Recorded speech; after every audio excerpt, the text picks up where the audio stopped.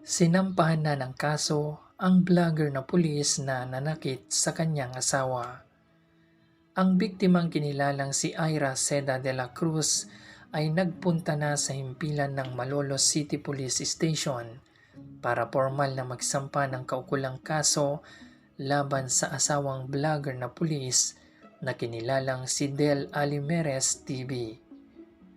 Ayon sa Malolos PNP, makakaasa di umano si Ira na magiging patas, transparent at naaayon sa batas ang paghawak nila ng kasong kinakaharap ng naturang pulis.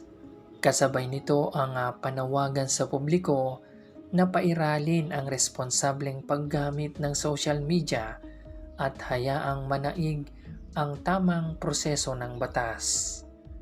Ayon pa sa PNP Malolos, as the investigation continues, many people are now hoping that justice will finally be served, and this incident will also encourage other victims of abuse to seek help and speak up.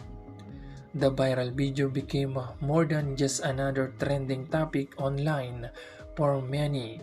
It became a painful reminder that behind closed doors, some people are silently fighting battles no one else can see.